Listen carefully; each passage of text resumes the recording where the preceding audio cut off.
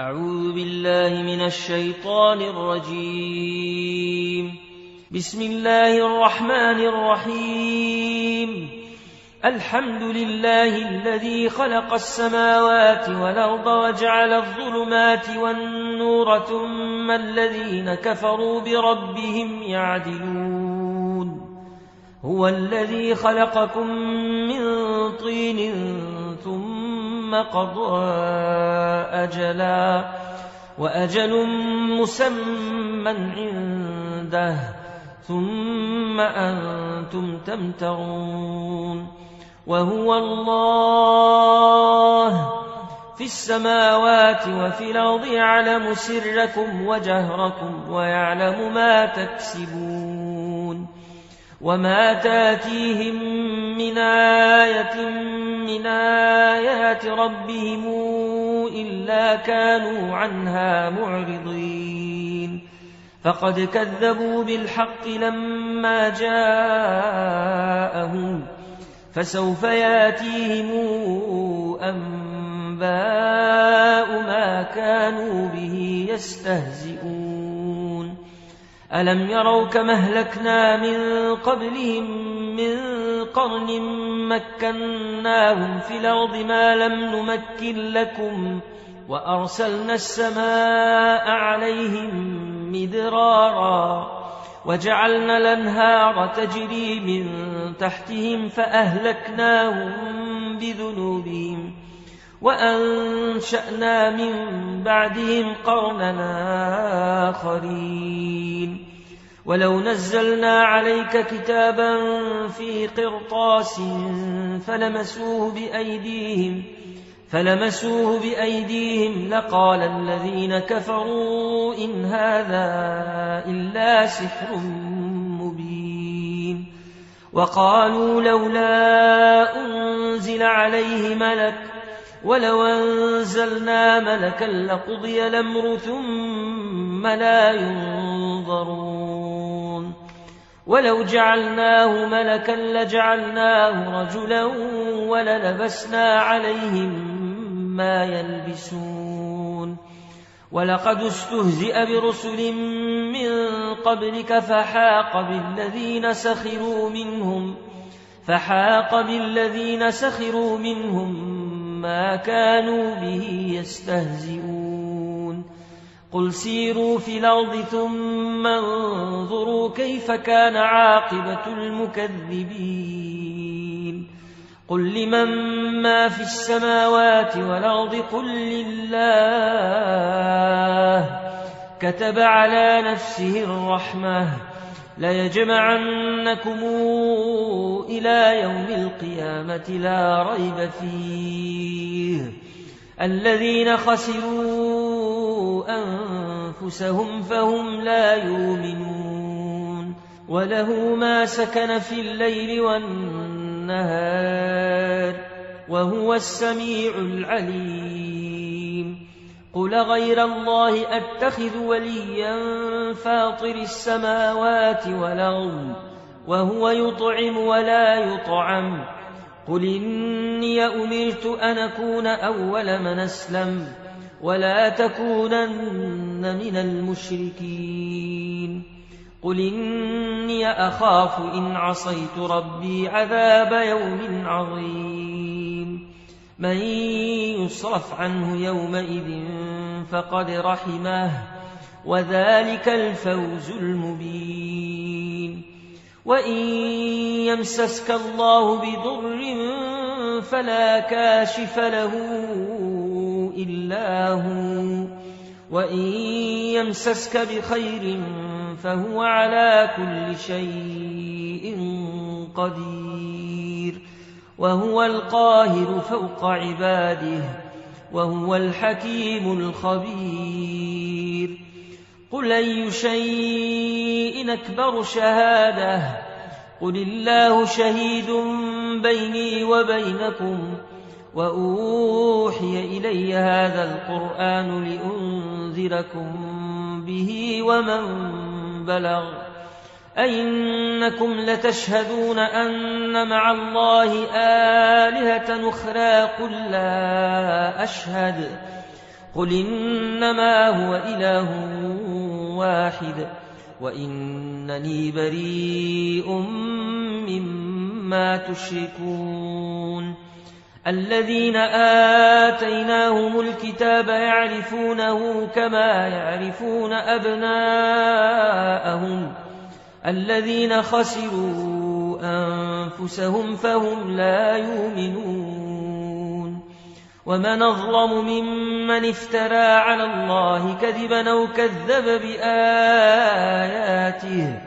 إنه لا يفلح الظالمون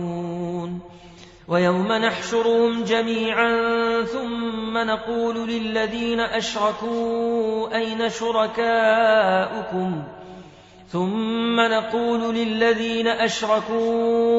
شركاؤكم الذين كنتم تزعمون ثم لم تكن فتنتهم إلا أن قالوا والله ربنا ما كنا مشركين انظر كيف كذبوا على أنفسهم وضل عنهم ما كانوا يفترون ومنهم من يستمع إليك وجعلنا على قلوبهم أكنة أن يفقهوه وفي آذانهم وقرا وإن يروا كل آية لا يؤمنوا بها حتى إذا جاءوك يجادلونك يقول الذين كفروا إن هذا إلا أساطير الأولين وهم ينهون عنه وينأون عنه وإن يهلكون إلا أنفسهم وما يشعرون ولو ترى إذ وقفوا على النار فقالوا يا ليتنا نرد ولا نكذب بآيات ربنا ونكون من المؤمنين بل بدا لهم ما كانوا يخفون من قبل ولو ردوا لعادوا لما نهوا عنه وإنهم لكاذبون وقالوا إن هي إلا حياتنا الدنيا وما نحن بمبعوثين ولو ترى إذ وقفوا على ربهم قال أليس هذا بالحق قالوا بلى وربنا قال فذوقوا العذاب بما كنتم تكفرون قد خسر الذين كذبوا بلقاء الله حتى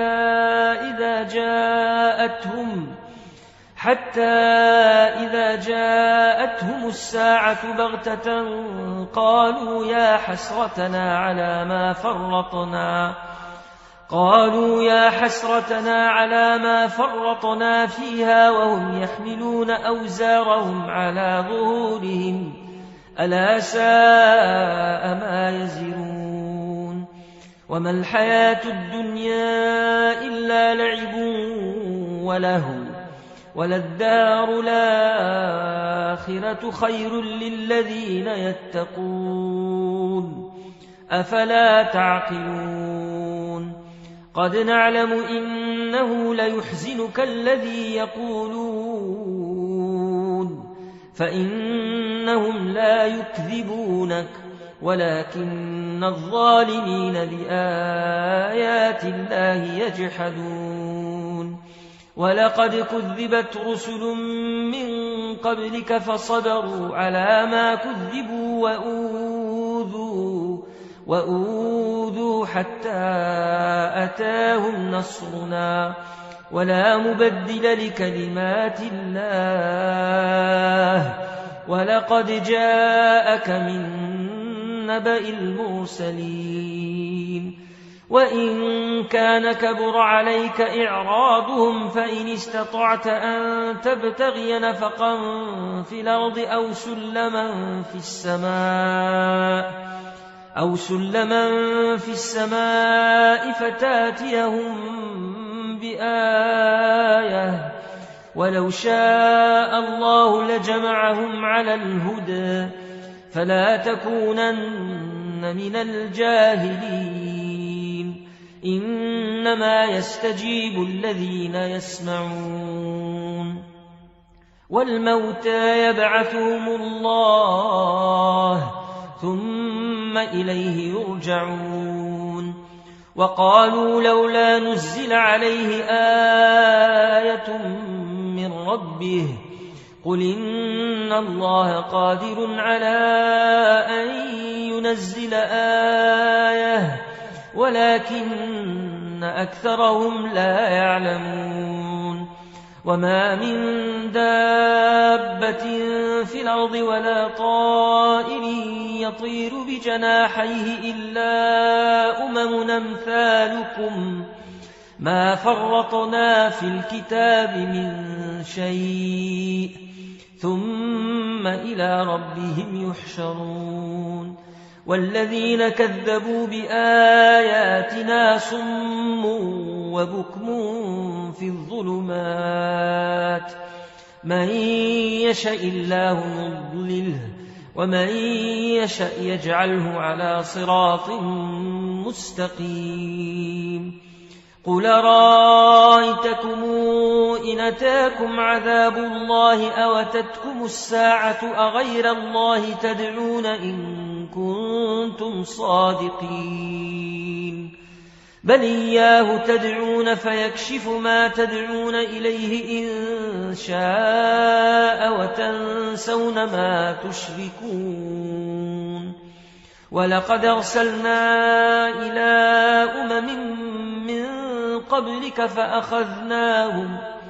فأخذناهم بالبأساء والضراء لعلهم يتضرعون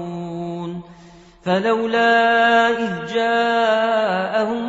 بأسنا تضرعوا ولكن قست قلوبهم وزين لهم الشيطان ما كانوا يعملون فلما نسوا ما ذكروا به فتحنا عليهم أبواب كل شيء حتى إذا فرحوا بما أوتوا أخذناهم بغتة فإذا هم مبلسون فقطع دابر القوم الذين ظلموا والحمد لله رب العالمين قل رأيتم إن أخذ الله سمعكم وأبصاركم وختم على قلوبكم من إله غير الله ياتيكم به انظر كيف نصرف الآيات ثم هم يصدفون قل رأيتكم إن أتاكم عذاب الله بغتة أو جهرة هل يهلك إلا القوم الظالمون وما نرسل المرسلين إلا مبشرين ومنذرين فمن آمن وأصلح فلا خوف عليهم ولا هم يحزنون والذين كذبوا بآياتنا يمسهم العذاب بما كانوا يفسقون قل لا أقول لكم عندي خزائن الله ولا أعلم الغيب ولا أقول لكم إني ملك إن أتبع إلا ما يوحى إلي قل هل يستوي الأعمى والبصير أفلا تتفكرون وأنذر به الذين يخافون أن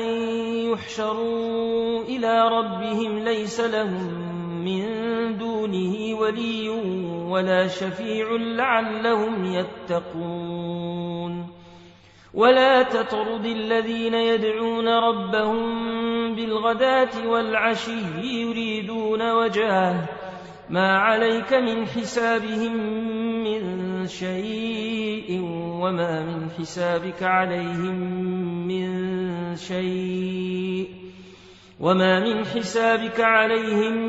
من شيء فتطردهم فتكون من الظالمين. وكذلك فتنا بعضهم ببعض ليقولوا أهؤلاء من الله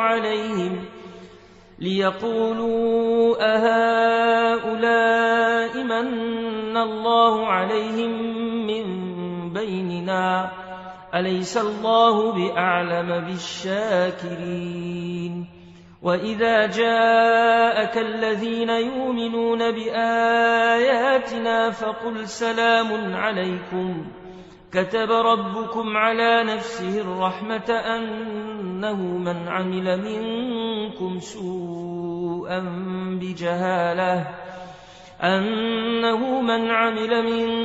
سوءا بجهالة ثم تاب من بعده وأصلح فإنه غفور رحيم.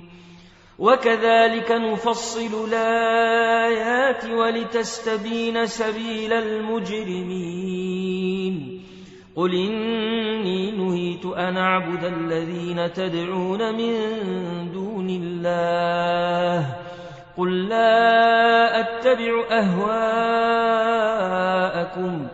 قد ضللت إذا وما أنا من المهتدين.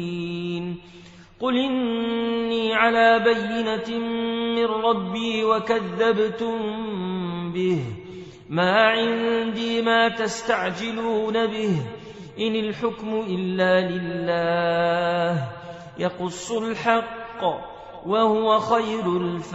الفاصلين. قل لو أن عندي ما تستعجلون به لقضي الأمر بيني وبينكم والله أعلم بالظالمين. وعنده مفاتح الغيب لا يعلمها إلا هو ويعلم ما في البر والبحر وما تسقط من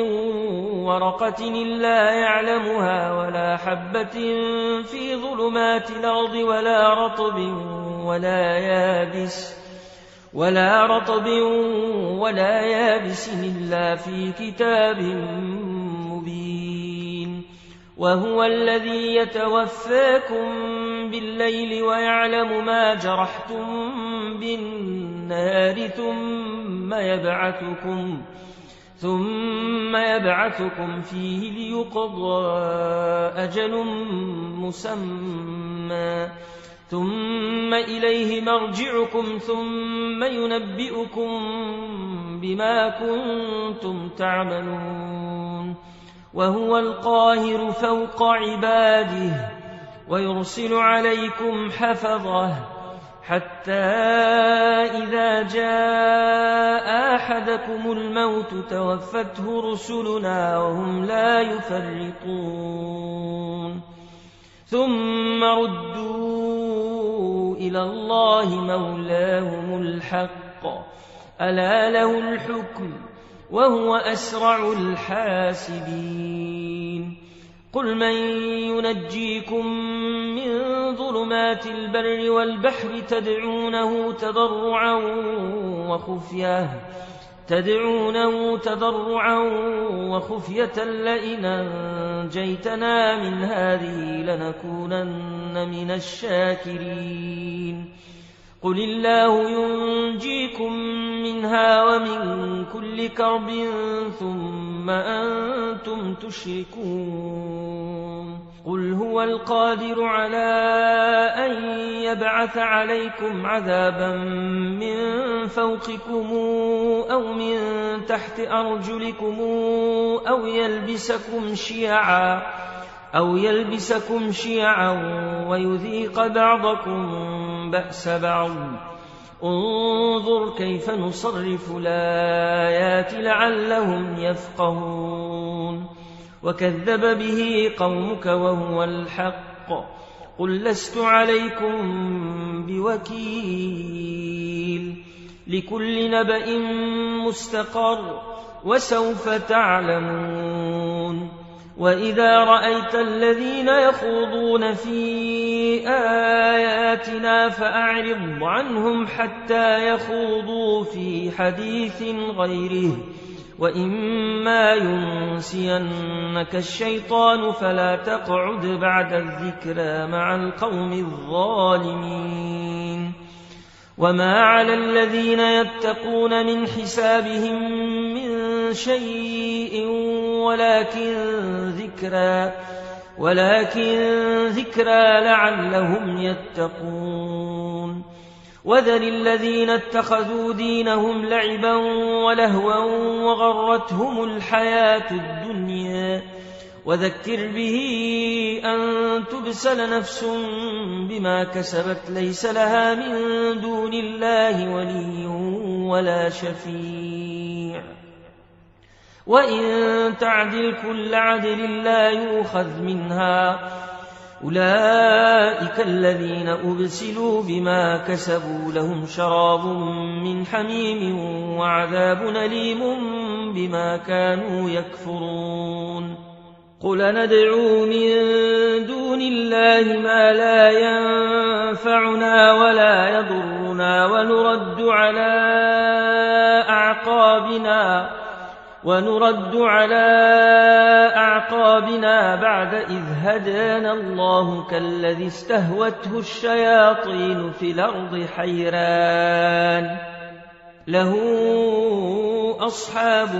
يدعونه إلى الهدى ائتنا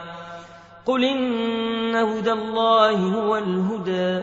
وأمرنا لنسلم لرب العالمين وأن أقيموا الصلاة واتقوه وهو الذي إليه تحشرون وهو الذي خلق السماوات والأرض بالحق ويوم يقول كن فيكون قوله الحق وله الملك يوم ينفخ في الصور عالم الغيب والشهادة وهو الحكيم الخبير وإذ قال إبراهيم لأبيه آزر أتتخذ أصنامنا آلهة إني أراك وقومك في ضلال مبين وكذلك نري إبراهيم ملكوت السماوات والأرض وليكون من الموقنين فلما جن عليه الليل رأى كوكبا قال هذا ربي فلما أفل قال لا أحب الآفلين فلما رأى القمر بازغا قال هذا ربي فلما أفل قال لئن لم يهدني ربي لأكونن من القوم الضالين فلما رأى الشمس بازغة قال هذا ربي هذا أكبر فلما أفلت قال يا قوم إني بريء مما تشركون إني وجهت وجهي للذي فطر السماوات والأرض حنيفا وما أنا من المشركين وحاجه قومه قال أتحاجوني في الله وقد هدان ولا أخاف ما تشركون به إلا أن يشاء ربي شيئا وسع ربي كل شيء علما أفلا تتذكرون وكيف أخاف ما أشركتم ولا تخافون أنكم أشركتم بالله ما لم ينزل به عليكم سلطانا فأي الفريقين أحق بالأمن إن كنتم كنتم تعلمون الذين آمنوا ولم يلبسوا إيمانهم بظلم أولئك لهم الأمن وهم مهتدون وتلك حجتنا آتيناها إبراهيم على قومه نرفع درجات من نشاء إن ربك حكيم عليم ووهبنا له إسحاق ويعقوب كلا هدينا ونوحا هدينا من قبل ومن ذريته داود وسليمان وأيوب ويوسف وموسى وهارون وكذلك نجزي المحسنين وزكريا ويحيى وعيسى وإلياس كل من الصالحين وإسماعيل واليسع ويونس ولوطا وكلا فضلنا على العالمين ومن آبائهم وذرياتهم وإخوانهم واجتبيناهم وهديناهم إلى صراط مستقيم ذلك هدى الله يهدي به من يشاء من عباده ولو اشركوا لحبط عنهم ما كانوا يعملون أولئك الذين آتيناهم الكتاب والحكم والنبوءة فإن يكفر بها هؤلاء فقد وكلنا بها قوما ليسوا بها بكافرين أولئك الذين هدى الله فبهداه مقتده قل لا أسألكم عليه أجرا إن هو إلا ذكرى للعالمين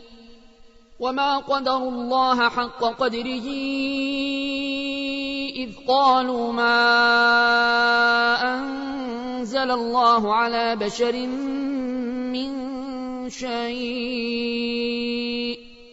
قل من أنزل الكتاب الذي جاء به موسى نورا وهدى للناس تجعلونه قراطيس تبدونها وتخفون كثيرا وعلمتم ما لم تعلموا أنتم ولا آباؤكم قل الله ثم ذرهم في خوضهم يلعبون وهذا كتاب أنزلناه مبارك مصدق الذي بين يديه ولتنذر أم القرى ومن حولها والذين يؤمنون بالآخرة يؤمنون به وهم على صلاتهم يحافظون ومن أظلم ممن افترى على الله كذبا أو قال أوحي إلي ولم يوح إليه شيء ومن قال سأنزل مثل ما أنزل الله ولو ترى إذ الظالمون في غمرات الموت والملائكة باسطوا أيديهم أخرجوا أنفسكم اليوم تجزون عذاب الهون بما كنتم تقولون على الله غير الحق وكنتم عن آياته تستكبرون ولقد جئتمونا فرادا كما خلقناكم أول مرة وتركتم ما خولناكم وراء ظهوركم وما نرى معكم شفعاءكم الذين زعمتم أنهم فيكم شركاء لقد تقطع بينكم وضل عنكم ما كنتم تزعمون إن الله فالق الحب والنوى يخرج الحي من الميت ومخرج الميت من الحي ذلكم الله فأنى توفكون فالق الإصباح وجاعل الليل سكنا والشمس والقمر حسبانا ذلك تقدير العزيز العليم وهو الذي جعل لكم النجوم لتهتدوا بها في ظلمات البر والبحر قد فصلنا الآيات لقوم يعلمون وهو الذي أنشأكم من نفس واحدة فمستقر ومستودع قد فصلنا الآيات لقوم يفقهون وهو الذي أنزل من السماء ماء فأخرجنا به نبات كل شيء فأخرجنا منه خضرا نخرج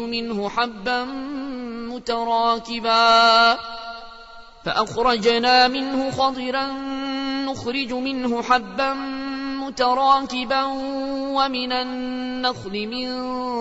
طلعها قنوان دانية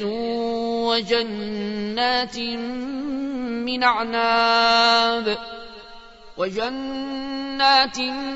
من أعناب والزيتون والرمان مشتبها وغير متشابه انظروا إلى ثمره إذا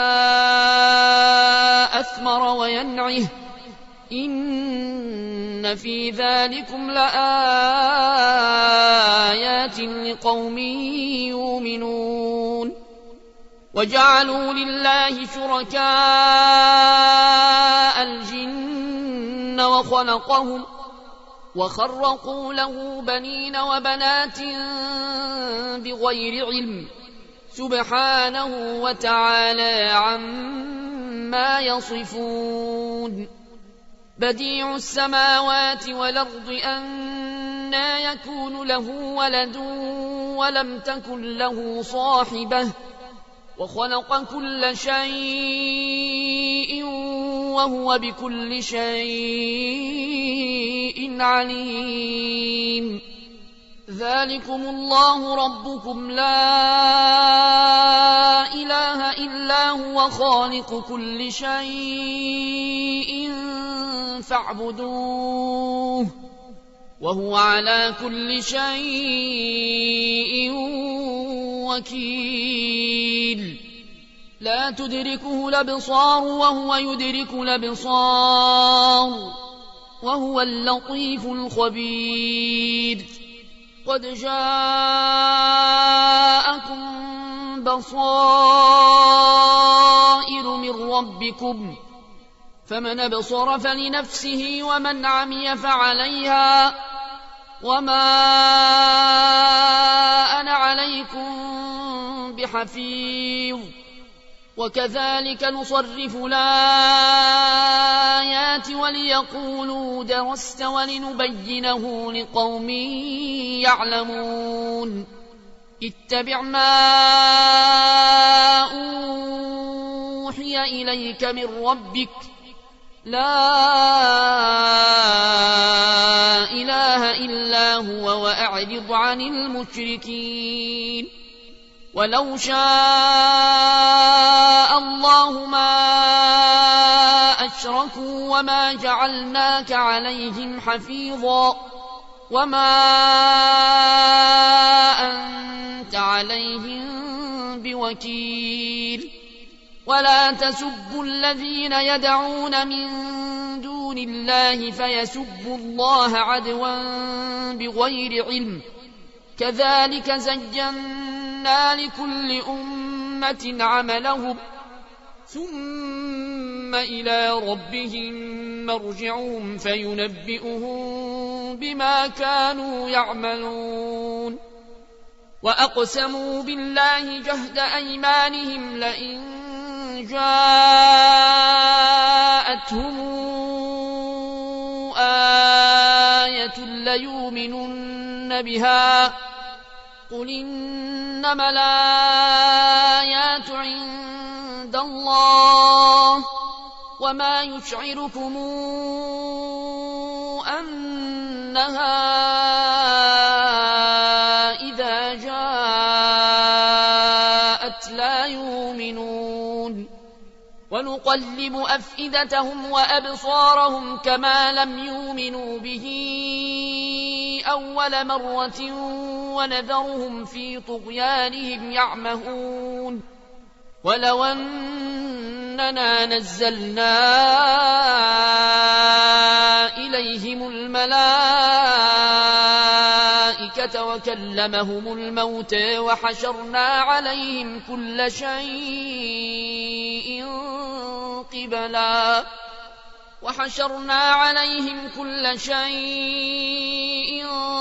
قبلا ما كانوا ليؤمنوا إلا أن يشاء الله ولكن أكثرهم يجهلون وكذلك جعلنا لكل نبي عدوا شياطين الإنس والجن يوحي بعضهم إلى بعض زخرف القول غرورا ولو شاء ربك ما فعلوه فذرهم وما يفترون ولتصغى إليه أفئدة الذين لا يؤمنون بالآخرة وليرضوه وليقترفوا ما هم مقترفون أفغير الله أبتغي حكما وهو الذي أنزل إليكم الكتاب مفصلا والذين آتيناهم الكتاب يعلمون أنه منزل من ربك بالحق فلا تكونن من الممترين وتمت كلمات ربك صدقا وعدلا لا مبدل لكلماته وهو السميع العليم وإن تطع أكثر من في الأرض يضلوك عن سبيل الله إن يتبعون إلا الظن وإن هم إلا يخرصون إن ربك هو أعلم من يضل عن سبيله وهو أعلم بالمهتدين فكلوا مما ذكر اسم الله عليه إن كنتم بآياته مؤمنين وما لكم ألا تأكلوا مما ذكر اسم الله عليه وقد فصل لكم ما حرم عليكم إلا ما اضطررتم إليه وإن كثيرا ليضلون بأهوائهم بغير علم إن ربك هو أعلم بالمعتدين وذروا ظاهر الإثم وباطنه إن الذين يكسبون الإثم سيجزون بما كانوا يقترفون ولا تأكلوا مما لم يذكر اسم الله عليه وإنه لفسق وإن الشياطين ليوحون إلى أوليائهم ليجادلوكم وإن أطعتموهم إنكم لمشركون أومن كان ميتا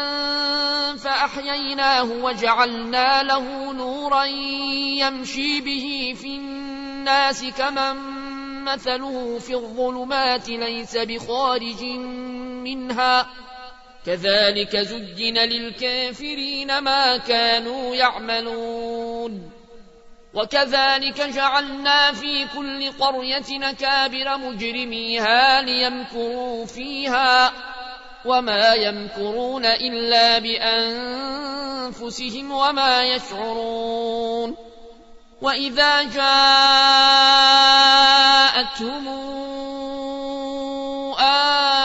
آية قالوا لن نؤمن حتى نؤتى مثل ما أوتي رسل الله أعلم حيث يجعل رسالاته سيصيب الذين أجرموا صغار عند الله وعذاب شديد بما كانوا يمكرون فمن يرد الله أن يهديه يشرح صدره للإسلام ومن يرد أن يضله يجعل صدره ضيقا حرجا كأنما يصعد في السماء كذلك يجعل الله الرجس على الذين لا يؤمنون وهذا صراط ربك مستقيما قد فصلنا الآيات لقوم يذكرون لهم دار السلام عند ربهم وهو وليهم بما كانوا يعملون ويوم نحشرهم جميعا يا معشر الجن قد استكثرتم من الإنس وقال أولياؤهم من الإنس ربنا استمتع بعضنا ببعض وبلغنا أجلنا الذي أجلت لنا قال النار مثواكم خالدين فيها إلا ما شاء الله إن ربك حكيم عليم وكذلك نولي بعض الظالمين بعضا بما كانوا يكسبون يا معشر الجن والإنس ألم ياتكم رسل منكم يقصون عليكم آياتي وينذرونكم لقاء يومكم هذا قالوا شهدنا على أنفسنا وغرتهم الحياة الدنيا وشهدوا على أنفسهم أنهم كانوا كافرين ذلك أن لم يكن ربك مهلك القرى بظلم وأهلها غافلون ولكل درجات مما عملوا وما ربك بغافل عما يعملون وربك الغني ذو الرحمة إن يشأ يذهبكم ويستخلف من بعدكم ما يشاء كما أنشأكم ويستخلف من بعدكم ما يشاء كما أنشأكم من ذرية قومنا آخرين إنما توعدون لآت وما أنتم بمعجزين قل يا قوم اعملوا على مكانتكم إني عامل فسوف تعلمون من تكون له عاقبة الدار إنه لا يفلح الظالمون وجعلوا لله مما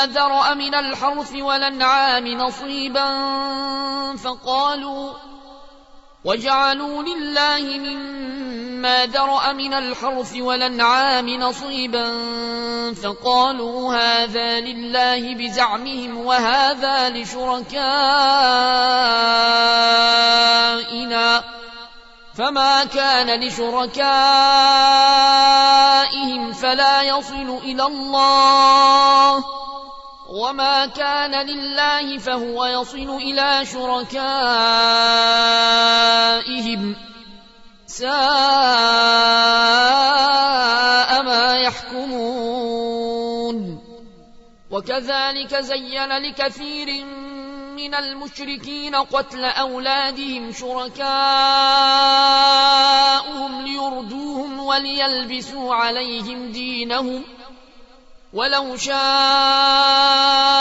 الله ما فعلوه فذرهم وما يفترون وقالوا هذه أنعام وحرث حجر لا يطعمها إلا من نشاء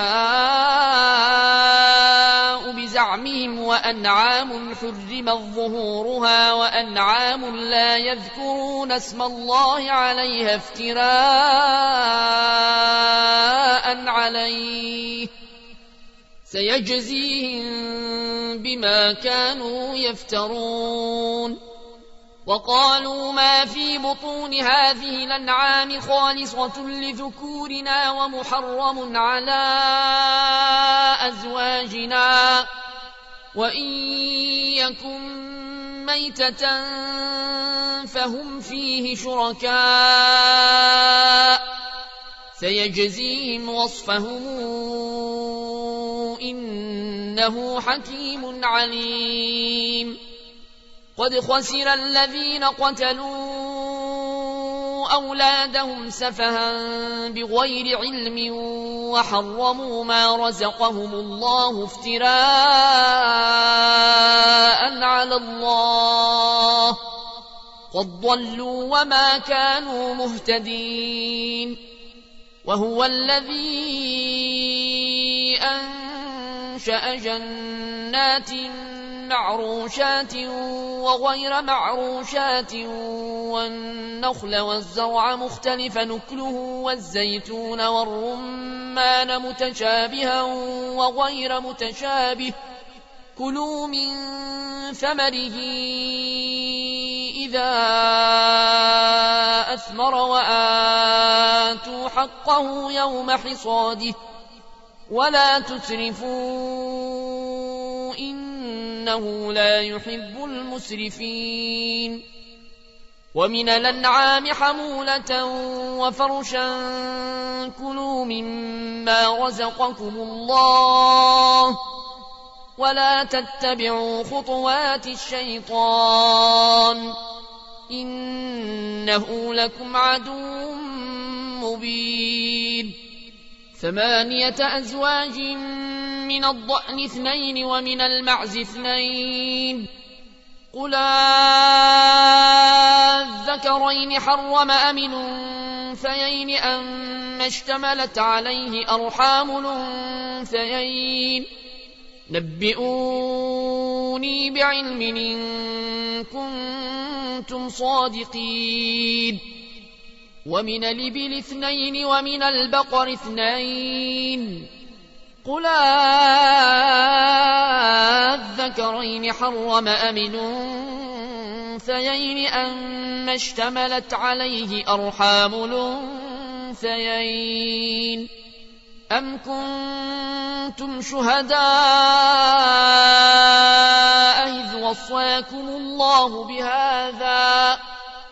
فمن أظلم ممن افترى على الله كذبا ليضل الناس بغير علم إن الله لا يهدي القوم الظالمين قل لا أجد فيما أوحي إلي محرما على طاعم يطعمه إلا أن يكون ميتة أو دما مسفوحا أو لحم خنزير فإنه رجس أو فسق أهل لغير الله به فمن اضطر غير باغ ولا عاد فإن ربك غفور رحيم وعلى الذين هادوا حرمنا كل ذي ظفر ومن البقر والغنم حرمنا عليهم شحومهما إلا ما حملت ظهورهما أو الحوايا أو ما اختلط بعظم ذلك جزيناهم ببغيهم وإنا لصادقون فإن كذبوك فقل ربكم ذو رحمة واسعة ولا يرد بأسه عن القوم المجرمين سيقول الذين أشركوا لو شاء الله ما أشركنا ولا آباؤنا ولا حرمنا من شيء كذلك كذب الذين من قبلهم حتى ذاقوا بأسنا قل هل عندكم من علم فتخرجوه لنا إن تتبعون إلا الظن وإن أنتم إلا تخرصون قل فلله الحجة البالغة فلو شاء لهداكم أجمعين قل هلم شهداءكم الذين يشهدون أن الله حرم هذا فإن شهدوا فلا تشهد معهم ولا تتبع أهواء الذين كذبوا بآياتنا والذين لا يؤمنون بالآخرة وهم بربهم يعدلون قل تعالوا واتل ما حرم ربكم عليكم ألا تشركوا به شيئا وبالوالدين إحسانا ولا تقتلوا أولادكم من إملاق نحن نرزقكم وإياهم ولا تقربوا الفواحش ما ظهر منها وما بطن ولا تقتلوا النفس التي حرم الله إلا بالحق ذلكم وصاكم به لعلكم تعقلون ولا تقربوا مال اليتيم إلا بالتي هي أحسن حتى يبلغ أشده وأوفوا الكيل والميزان بالقسط لا نكلف نفسا إلا وسعها وإذا قلتم فاعدلوا ولو كان ذا قربى وبعهد الله أوفوا ذلكم وصاكم به لعلكم تذكرون وأن هذا صراطي مستقيما فاتبعوه ولا تتبعوا السبل فتفرق بكم عن سبيله ذلكم وصاكم به لعلكم تتقون ثم آتينا موسى الكتاب تماما على الذي أحسن وتفصيلا لكل شيء وهدى ورحمة لعلهم بلقاء ربهم يؤمنون وهذا كتاب أنزلناه مبارك فاتبعوه واتقوا لعلكم ترحمون أن تقولوا إنما أنزل الكتاب على طائفتين من قبلنا وإن كنا عن دراستهم لغافلين أو تقولوا لو أنا أنزل علينا الكتاب لكنا أهدى منهم فقد جاءكم بينة من ربكم وهدى ورحمة فمن أظلم ممن كذب بآيات الله وصدف عنها سنجزي الذين يصدفون عن آياتنا سوء العذاب بما كانوا يصدفون هل ينظرون إلا أن تاتيهم الملائكة أو ياتي ربك أو ياتي بعض آيات ربك يوم ياتي بعض آيات ربك لا ينفع نفسا إيمانها لم تكن آمنت من قبل أو كسبت في إيمانها خيرا قل انتظروا إنا منتظرون إن الذين فرقوا دينهم وكانوا شيعا لست منهم في شيء إنما أمرهم إلى الله ثم ينبئهم بما كانوا يفعلون من جاء بالحسنة فله عشر أمثالها ومن جاء بالسيئة فلا يجزى